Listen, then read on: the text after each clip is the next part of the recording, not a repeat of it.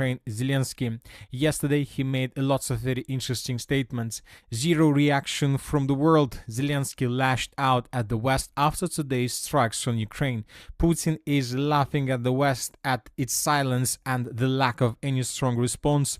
Russia has rejected every proposal to stop the war or even halt the strikes. It is openly trying to destroy our civilian infrastructure. Zero reaction from the world. Will fight to make sure the world does not remain silent. He made this statement right after the Russians carry out another massive missile and drone attack across Ukraine.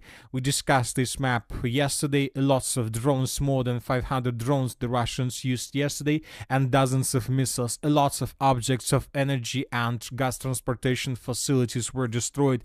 So the situation for Ukraine is very difficult, and currently there is just one option for Ukraine and for the Western countries: how to reduce damage that the Russians are dealing with these massive strikes, and the only way is to begin bringing Russian missiles and drones in the western part of Ukraine with NATO aviation.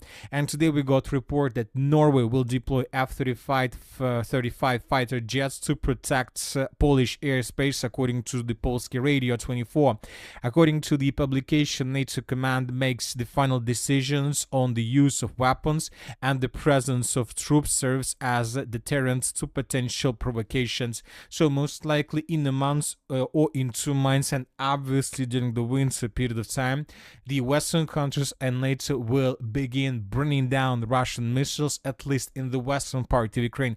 Maybe they will try to do this in the central part as well, but then this is going to be very dangerous, and this can lead to unpredictable consequences in the relations between Russia and the NATO countries.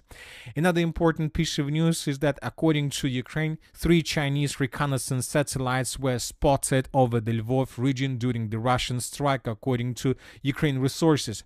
Whether the satellites actually conducted reconnaissance during their flights over Ukraine is unknown. Recently, Ukraine's Foreign Intelligence Service accused China of transmitting satellite data to Russia for the strikes. So, telling the truth, this is possible. This is really possible because, for example, the United States of America provides reconnaissance operation information to Ukraine. So the question is why China can't do the same. So everything in diplomacy always have a mirror, probably a signs. So if you do this, so most likely somebody will do the same. Now let's discuss the situation on the ground, and first let's talk about the probably situation between the cities of Kharkiv and Belgorod. According to information we have, right after the Russians carry out massive missile and drone attack, the Ukrainians began bombing the city of Belgorod. Once again, the Ukrainians were attacking the city of Belgorod with HIMARS missiles, and these HIMARS missiles that you can see right now in front of your screens were launched from the city limits of the city of Kharkiv. Later, the Russians managed to discover or launching positions of the armored forces of Ukraine of those HIMARS missiles, and the Russians began bombing and attacking the city of Kharkiv with all types of weapons they have.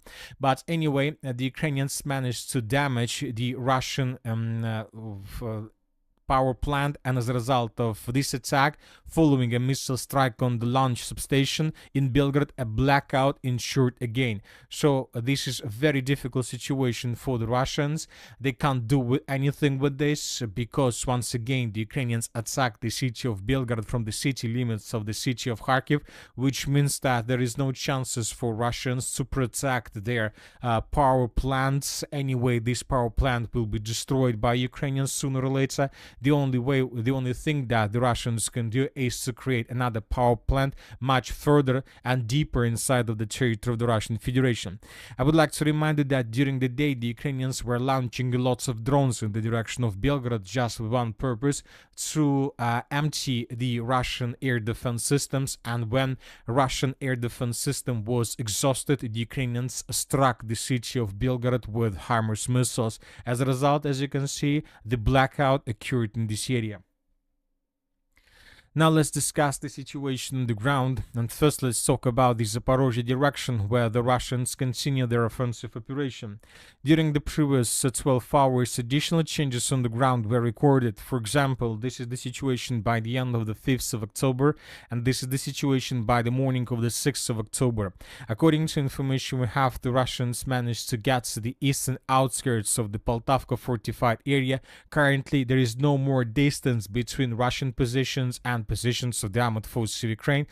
Currently, the distance is already minimal, just less than 200 meters, which is already nothing, which means that currently there are already very heavy clashes for these farms and for these farms that are located on the eastern part of the settlements and fortified areas. Furthermore, this information was confirmed by neutral mappers and by pro-Ukraine resources.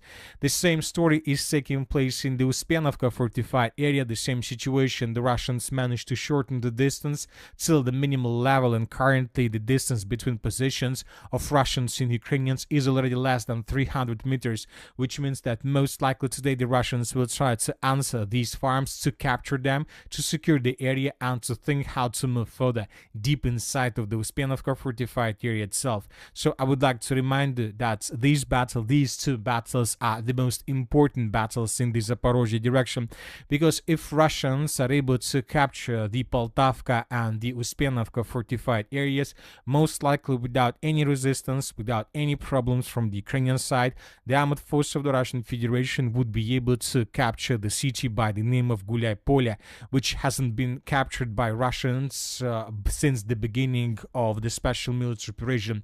The city of Gulay Polya was and is one of the most powerful strongholds created by Ukrainians. The city of Gulay Polya and Orekhov, but now we see that the Russians have all chances to capture this stronghold, furthermore without any resistance from the Ukrainian side. The Ukrainians understand their situation, and that is why we start receiving more and more videos of how Ukrainians are trying to counterattack Russians to the north of the area of main battle.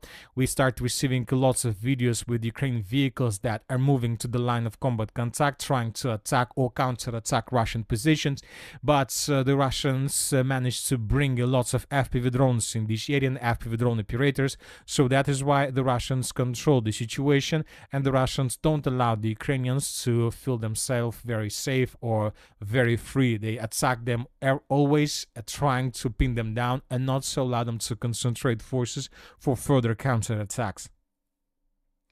Now let's move further. Let's discuss the situation in the Pakros direction. During the previous 12 hours, small changes were recorded.